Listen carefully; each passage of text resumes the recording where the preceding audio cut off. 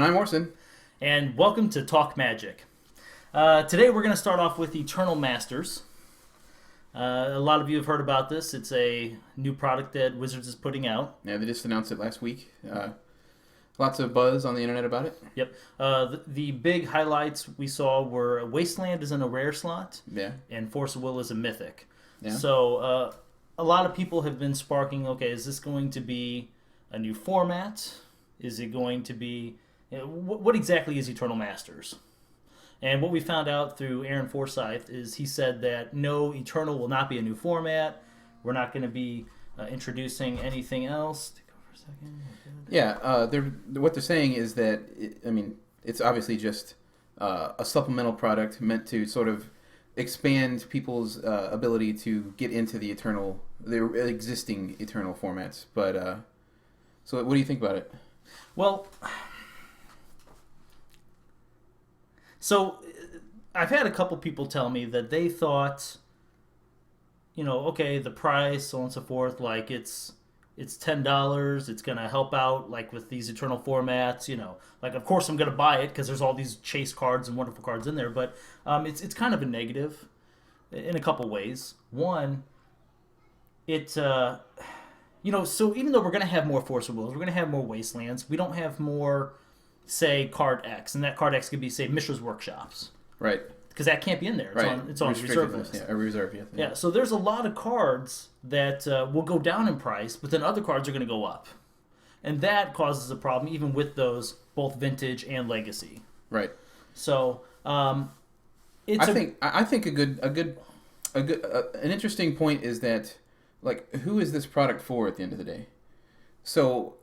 they just in the last year or two, Wizards has really sort of cut ties with their old Eternal formats and sort of has decided that Modern is now their official supported Eternal baby. So, like, why this product right now? Yeah, it is a little bit confusing, actually. Legacy support was cut this year by both Wizards and Star City Games. Right. Yeah. Who is this for? I really feel like, and I think we can say this, it's a cash grab. I'd agree with that. It is. And then that's something my buddy said. Well, hey, no, this isn't really a cash grab. Like them charging $10 compared to, say, whatever the MSRP is. I think it's like $350, $399. Might even be $429 now. It's $10. It's a limited print run, so they have to. It's going to cost them more to print these cards and package these cards and so on and so forth. And that's simply not true. There's so many. They are already printing so many cards, and they're already shipping out so many cards that they have hit whatever cap it is to actually make and produce a card. They are at the lowest price per card right now. Right. And if anything, it is actually. Less money because now, guess what they don't have to do? These are all reprints, right? Yeah. They're not designing cards. Yeah, their only real development is choosing what mixture of these cards to put together for some sort of draft format with the, within the set itself. Which is something they already have to do for Standard. Right.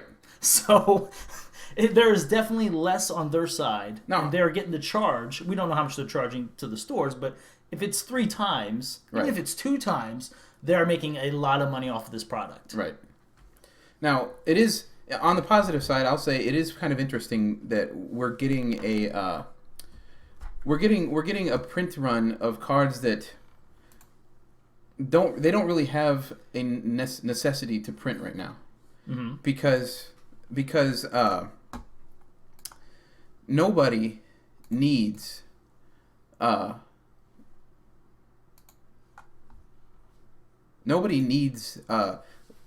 these cards for Modern because they're going to be cards that are pre-Modern. They're going to be all old border cards, right? And they can't print cards from before the reserve list. So there's like this nice wasteland of cards right now to not to make a joke there.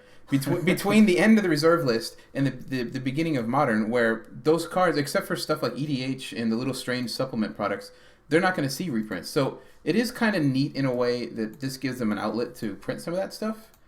But again, like, who's it for at the end of the day? Right. Yeah, I think what it really is Wizards' attempt to sort of take some small amount of the market share of the secondary market for Vintage and Legacy.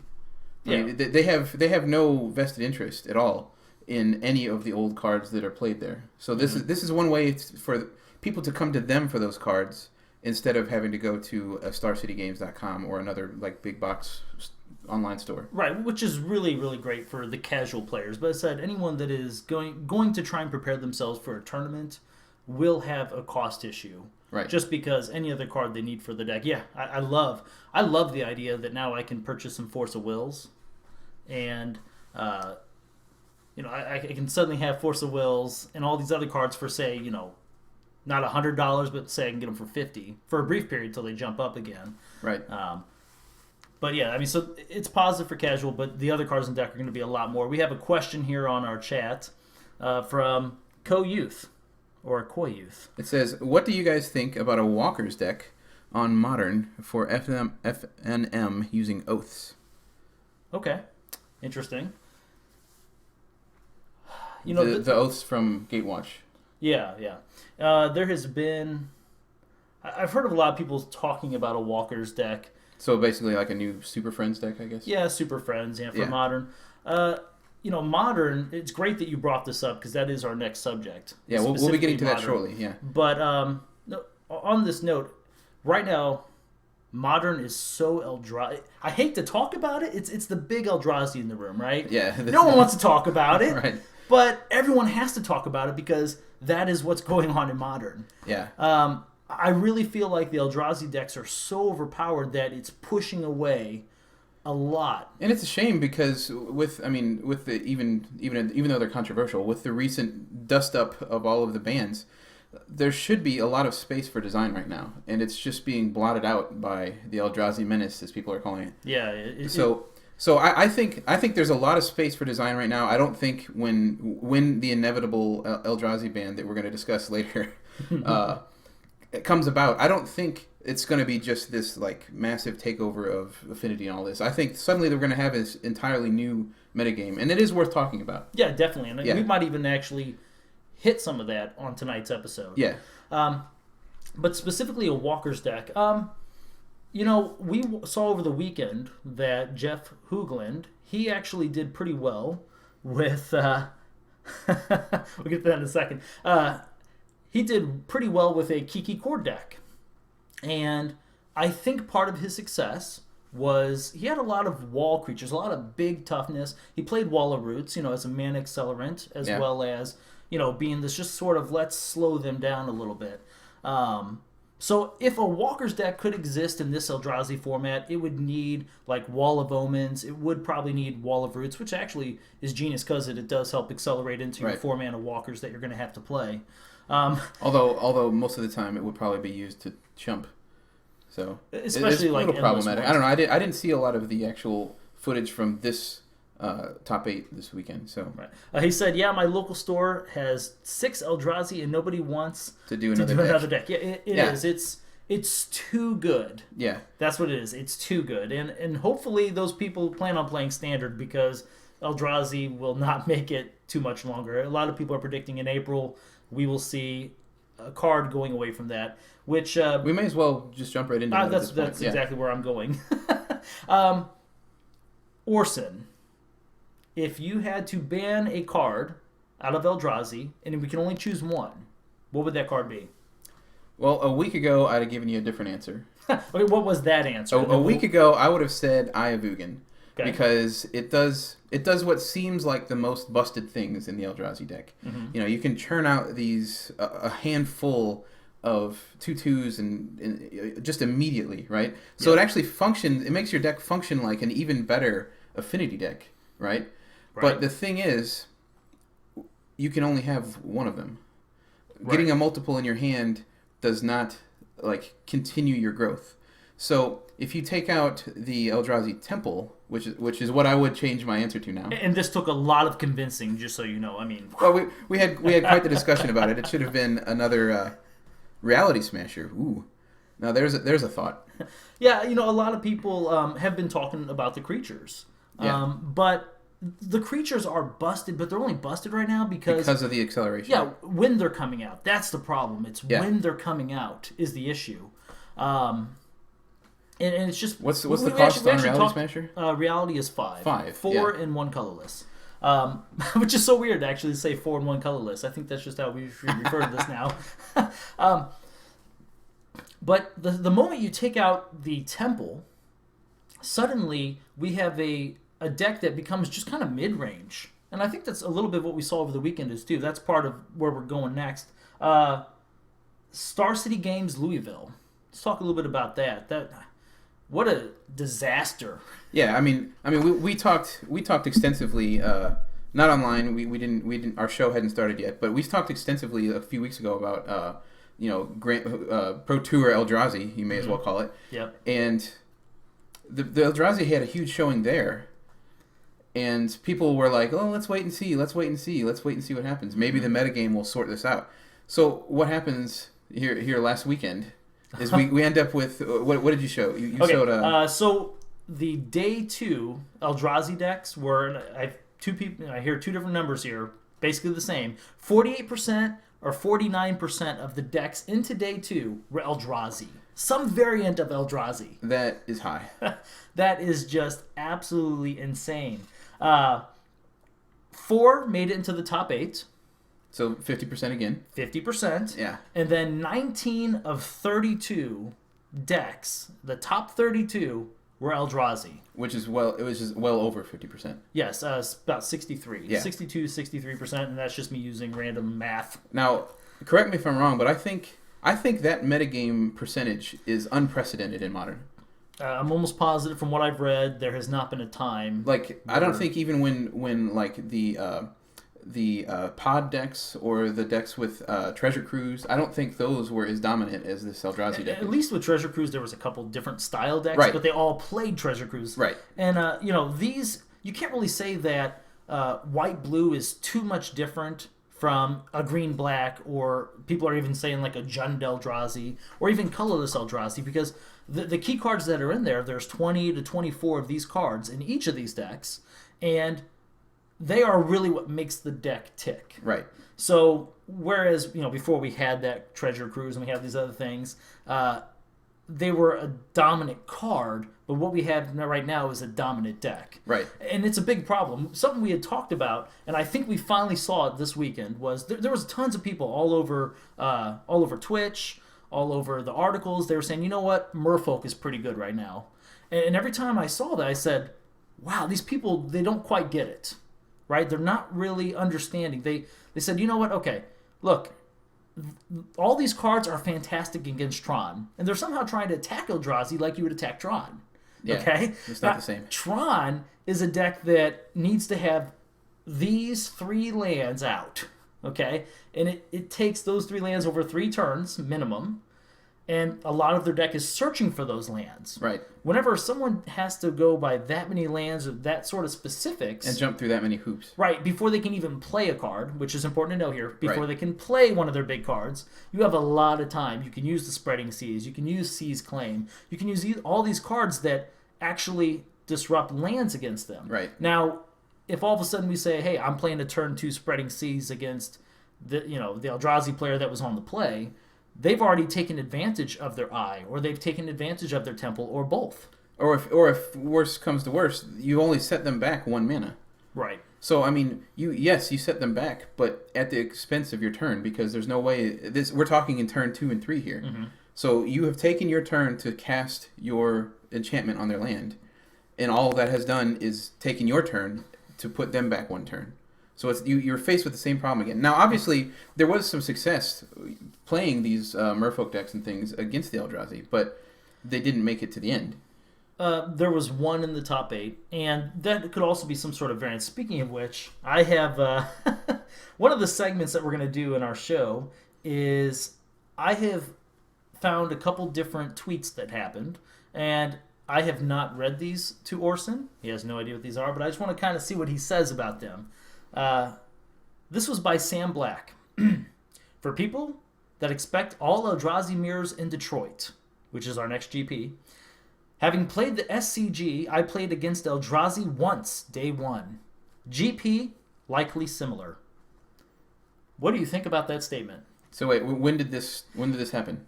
He just tweeted this actually at 11 a.m. today. So after it's all said and done. After the SCG was done, he's responding to all the people that are saying, you know what, this Eldrazi needs to be banned, or that's all we're going to face in Detroit. What's the point of going to Detroit? So he's downplaying it because he saw it only once on day one? He saw it once in day one. What was he playing? He was playing Lantern Control because they showed him in round 1. Okay. So, what about his day 2 experience? Exactly. What about his day? So, did he just luck out and not see exactly 50% of the Eldrazi menace on the day 2, or even if it was 25%? Or why didn't he mention that? Exactly. I feel like that's a lie. I don't know in what reference to what. Hopefully, this is what Sam Black said. But yeah, so. This is insane that, he's trying to day 2 40 Eldrazi, okay? 40%. Well, everywhere that I read said 48 to 49, even if it's 40. Heck, we'll go by other numbers that some other websites said. 25% of the entire meta, as of a few days ago, is Eldrazi. And I've seen other people say that on Magic Online, Eldrazi is approaching 50% of the field. I mean, no matter what, even if 40 there, 25% is too much. 25%, yeah. 25% is too much, and we're talking numbers beyond that. I mean, 3 months ago, people were getting concerned with 12% metagame shares. So 40% is beyond crazy. 25% is beyond crazy. Yeah, 25% is double what people are concerned with. Right. So, not to mention the fact that 3 months ago, we had a wide open metagame.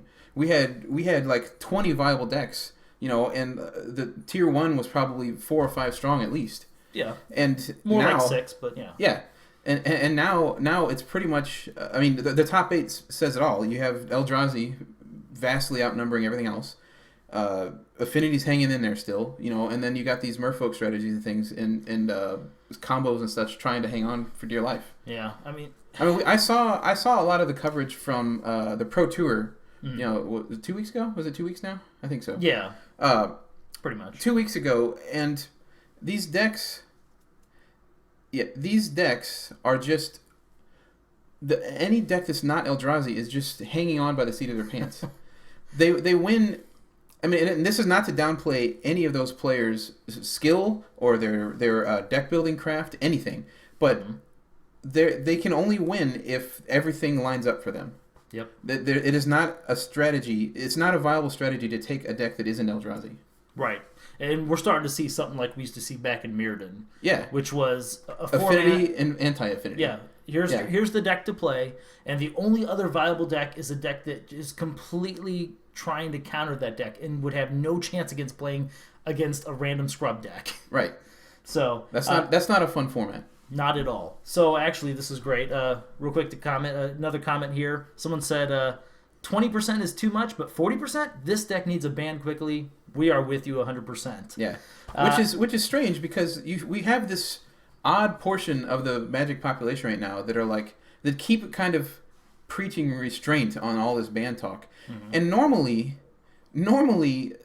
I'm with them on that. I'm with them. Hang on, everybody. Keep your heads. Something will work out. Yep. You're not thinking about how this will fit into a future metagame, blah, blah, blah. But this time, it's really, really obvious. It was obvious from Pro Tour Eldrazi on. Oh, my gosh, yeah. So, the second Pro Tour Eldrazi happened, yeah.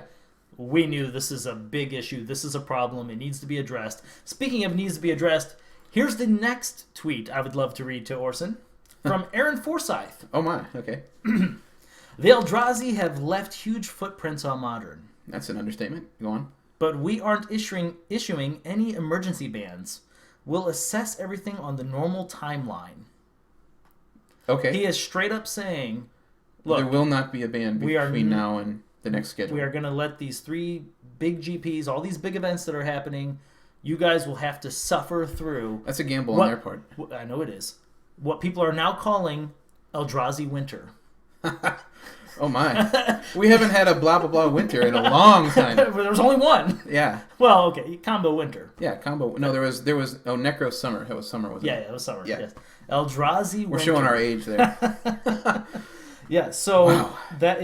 whenever I read that, I was blown away, and I did have to make a comment to him, but we can talk about that another time. So that means, okay, the gamble they're taking here, I said they're taking a gamble. They're taking a big gamble because that means that these Grand Prix are their babies. It's their money makers. Mm-hmm. You know, it's what keeps the eyes of people on Magic. Exactly. So if there have, is it 2 or 3? 2 supported modern supported Grand Prix coming up? Yes. 2 That's my modern supported Grand Prix coming up before the scheduled ban. Mm-hmm. Those places, if they're as big of a fiasco as these last 2 big events are, that's really bad news for them. You know, and speaking of, we're calling this a fiasco, and I want to really stress a point here. These decks that they were playing, the colorless Eldrazi deck is very linear. It's very hyper aggressive. We had some comments in our chat where someone's saying, "Look, I saw a guy hitting 15 on my Friday Night Magic turn 2." Yeah. Okay. So we're talking. I mean, that's the colorless. It's hyper aggressive. But we have people that are already metagaming against that deck with another Eldrazi deck, right? And they're slowing down. So even the slowed down versions that everyone brought, which was this blue-white Eldrazi to this last weekend, is still overcoming all these other decks that people brought. So we're going to get this like inbred format where it's just Eldrazi versus Eldrazi, and that's not fun for anybody. I mean, just basically changing a few key removal spells, or removal creatures. Doing those couple differences doesn't mean we have a totally different deck. I mean, you were mentioning to me that the affinity deck, was it the winning affinity deck that had Bridge in it?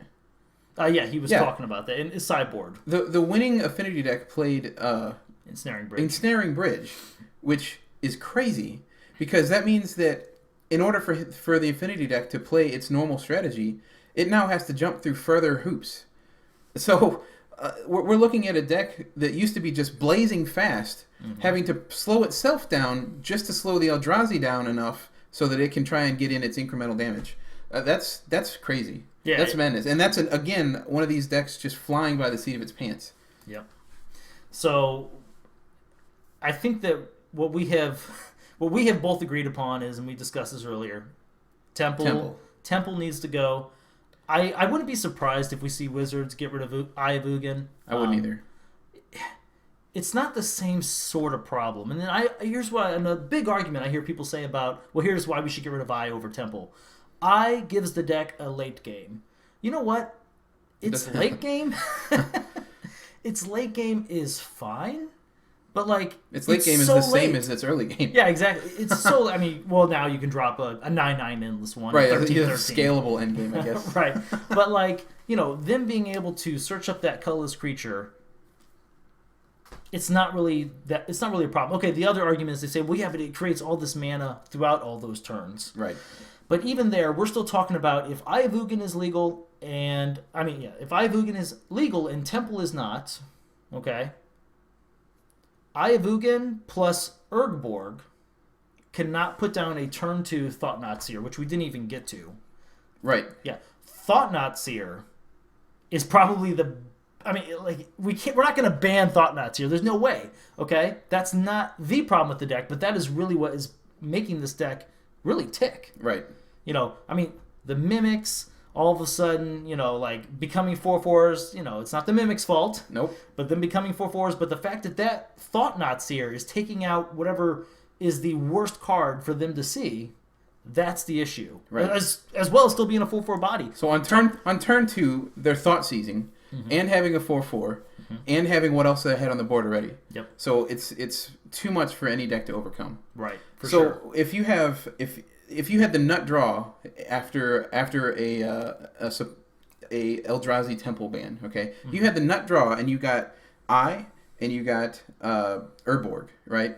That's still 4 mana, sure, but you can't get your colorless. Yep. You can't get your gray mana specifically. Yep. So no more turn 2 Thought-Knot Seers. And the second, on turn 3, it's a great turn 3 card, right? Yeah, it seems really fair on turn 3. Yeah, but for Modern. And that's the difference. Yeah. It becomes fair. Slowing that deck down by 1 turn, suddenly we have a sort of a mid-range deck. And right. I'm fine. I'm fine with it being a mid-range deck. Although, to be fair, well, it would be slowed down a lot, so maybe it would still be able to compete with, or I should say other mid-range decks could be able to compete with it. Right. And I think that's maybe we would see a version of Jund that could still go toe-to-toe with a slowed down, nerfed. Right, a nerfed Eldrazi deck, yeah. I think we would see that, and that's... I think Jund would actually be pretty strong. I mean, with Abrupt Decays taking out Endless Ones or the Mimics, I mean, it's probably not terrible. So let's actually talk a little bit about... So if this Eldrazi did not come to be... Or, okay, let's actually word it a different way. Let's say we're in April, or April has already come, okay? And we now have a world where this Eldrazi is not a problem and Splinter Twin is banned. How do you feel about that format? Would you actually be more excited to see a format that there's no Twin, but there's no Eldrazi? Well, I mean... Do you think it's as linear as people thought it was going to be? My first thought would be there'd still be a lingering annoyance in the back of my head that Splinter Twin ever got banned. But Okay.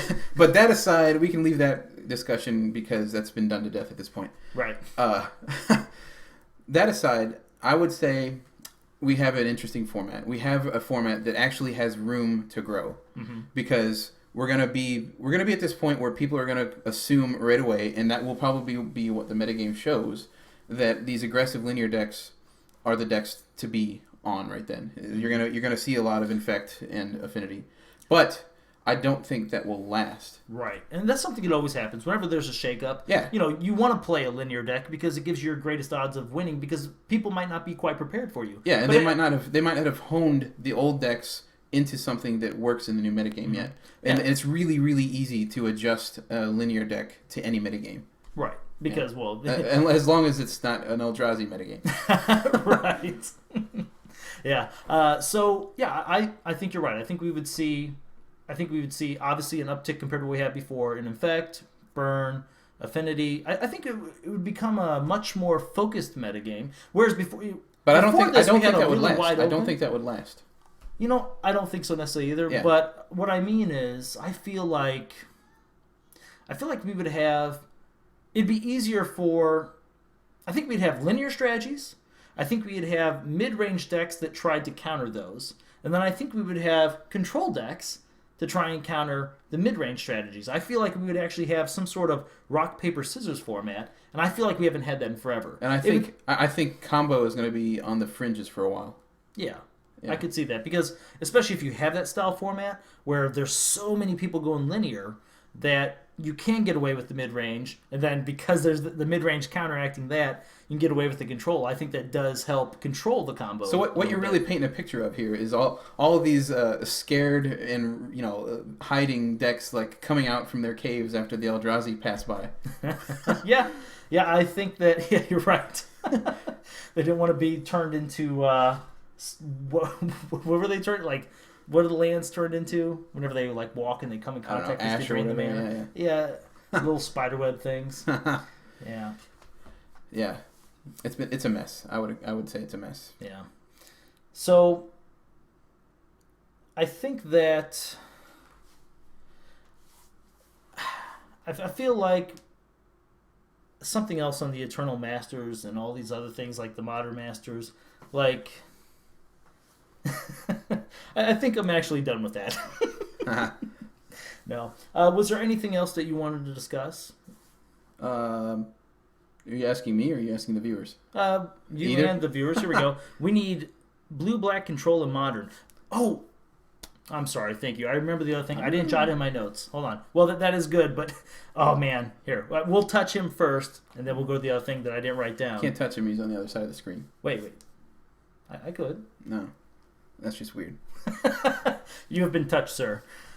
He says, we need blue, black control, and modern. And I really do think that... Or Grixis or something, yeah. Yeah, I'm positive that would exist if we had no Eldrazi and the Splinter Twin ban had happened. If this would have went down the way that Wizards thought it would have went down, I really feel like we would have control. I feel like we would have the mid-range. We would have all these things. So the other thing I want to discuss, specifically involving Modern, is I've heard some people say, let's go ahead and preempt some of these bans. Like, let's just get it all out of the way. Let's ban Blood Moon. Oh, yeah. Let's ban all the cards that people think are just issues and get it over with, and all of a sudden let's step into this Modern. But something that someone else said, and I wish I could remember who said this. It's probably me. Yeah, it was probably him. This guy right here. They said that let's go ahead and preempt ban Origins Jace, Vryn's Prodigy, as well as Liliana of the Veil, because of the Innistrad. Shadows over Innistrad or of Innistrad. They are bringing back Madness, and we also found out, thanks to the Eldrazi, that basically Wizards does zero testing for Modern as they print these sets, and they plan on making, these awesome formats, I guess. Which, you can't blame them. It's a really big format to test for. It is, and they also made a very big point during the Pro Tour Eldrazi to say, look, there's 50 sets in Modern. This is just too much. I mean, it was basically crammed down our throats constantly. I felt like, wow, how many times are they going to tell me there's 50 sets in Modern? Okay?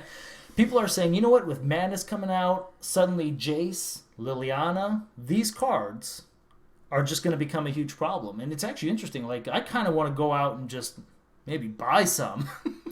I do. I mean, like, if they're not going to actually test any of this, and I thought Madness would be awesome in Modern anyway. Sure, we have some of the Time Spiral Madness cards that do exist. Well, right? I mean, and they were, to be fair, they were some reprintings or color shiftings of some of the better cards from the first Madness set, but I mean... But now we're talking so many years later, and you know how Wizards just loves the push. Yeah. We have seen a huge push, and I can't wait to see what these new Madness cards are going to be. Yeah. Because... I think we're going to see a few old favorites, and we're going to see a few new versions of things that may be a little busted. Mm-hmm, definitely. Yeah. And that is what we can't wait for, especially, as I said, you combine it with these cheap cards, and... as he said, blue-black control. I mean, we got Jace, Vryn's Prodigy. We have the Liliana. Yep. I think that they're going to make another mistake with Madness. At least that's what I'm hoping. Well, I mean, to be fair though, we could end up. I mean, there's plenty of Madness cards right now, like you said, in Time Spiral, and they haven't made a splash yet. Like nobody's decided to build your fiery temper, Mm-hmm. fiery temper, Jace deck yet. So. Yeah, but that's not as exciting because we do have Lightning Bolt. Like, what I'm saying is... that card, One with Nothing from Saviors of Kamigawa, will finally see play. Oh, Kamigawa block. You do know what One with Nothing is, right? Okay. I knew a guy that used to collect those. He did. He actually had his One with Nothing binder, okay? And... you flip through this thing, and you're like, what? It's like 80 pages, and you get to, say, 60 pages in, and the last 20 are all foil One with Nothings. This guy's like, one day, buddy, this card. I cannot wait. It's going to have its day. No, I don't really think One with Nothing will find it. So that'll be like the third card out of the entire Kamigawa block that has any value. But what I was going to say, the thing about, like, okay, so he's, this blue-black control, whether it's, or Grixis control. An interesting interaction that I think about is, you know what, we had Delve, right? So now we can also get value out of discarding these cards by paying their Madness cost, and then fuel our Delve creatures. I mean, we were happy enough just throwing stuff in our graveyard to get out a Tassiger or a Gurmag Angler. Right. What were you going to say? Well, I was going to say that, this whole thing's going to go down at about the same time that ban hits. The inevitable ban. You're right. It does come out in April. Yeah. Beginning of April, we will see Shadow of Innistrad. So it'll be another big shakeup. Maybe they want it that way. No, I really don't think Wizards saw this coming. Even if they said they don't test, but I'm sure there's someone there that loves Modern and did a little bit of testing. And, I mean, even before the Pro Tour, we had a lot of people playing a black-white Eldrazi. And black-white Eldrazi is basically nothing compared to what we saw at the Pro Tour, and nothing like what we saw at the SCG Louisville. Yeah. So yeah, they really did their homework at the Pro Tour. I liked all the versions that I saw of that in the top 8. Mm-hmm. as much as one can like an Eldrazi deck. As much as someone can like an Eldrazi format, which no, we don't want to see. It was fine for one time. I like whenever we can see pros discover something, but I don't like whenever we see something this dominating. I like seeing a new deck that we say, wow, I could have been attacking the metagame like this all this long. Right. And it took a pro event and all these pros to get together to show me that this deck or these sideboard cards are truly a good option. Right. You know, that's different compared to what we have now, which is just a deck that completely annihilates a format. Or I like when a set comes out and a new strategy like enables old cards to mean something for the first time ever. Which this set did that. Eldrazi Temple means something for the first time ever. Yes. But it means a little too much, I think. We have another question here. When do you guys think that Nicole Bolas will return? Do you mean the character or a card? Because in either case, I don't know. Well, a card. I believe I would not be surprised to see a Nicole Bolas card come about again. He is a very iconic bad guy in Magic, and I do think that I wouldn't be surprised. As soon as we're done with maybe the Eldrazi, I would give it maybe a block or two, maybe even less. Yeah, his storyline is still simmering there in the background. Yeah, so. I mean, he's connected, very heavily connected with Jace, and Jace is the biggest player in Magic. Right. So we have another question. So GP Detroit is 2 weeks. What do I play? 1, well, 2, 3. Eldrazi. Watercliff. If I were to be testing for GP Detroit, obviously it's Eldrazi. I hate to say that because I don't want you to buy into Eldrazi because you're going to lose money. But if you were going to buy it and immediately be able to resell it, I would look a lot into that. The white-blue that did so well at this last SCG. It just has a lot of great cards for the mirror. That's something that we discussed in our last podcast that ended up with no soundtrack. Yeah, we we did not check the microphone. Is that like the Eldrazi strategy is one that with a few core little cards can take on any color that isn't colorless, because obviously they have to play the colorless, right? Mm-hmm. So it can splash any other colors and still be fine. You still have the blistering speed, you still have, your all of your Soul Ring lands, but you can splash in anything that you need for metagame wise. Mm-hmm. So there's so much room with the Eldrazi that, like, amongst the Eldrazi, the format's wide open. Right. But that's it. Yeah. If you had to choose a deck that wasn't Eldrazi, what would you choose? That's tough. I'd like to just, like, hands down say Affinity, because Affinity is sort of my pet deck. And yeah, he would have said Affinity well before this weekend happened. Yeah. Because, as he said, that is his deck. This is what the man plays. Yeah. But, I mean, and obviously Affinity still has a shot because it just won, this weekend. Right. But I don't know. I would probably, if I wasn't going to play Eldrazi, yeah, go with Affinity. Go with Affinity. Oh, I knew it. Yeah, and I like a lot of different decks. Unfortunately, every deck that I'm interested in is completely just shut out by the Eldrazi. Yeah. Like, I would love to tell you right now, hey, you could play this variant on Jund, and you should be okay. But the Eldrazi are just too strong. Yeah, there's no way Jund can keep up. Just way too good. I mean, they could unban Bloodbraid Elf, and I don't think that would help. No, it's too slow. Yeah. No, you can't.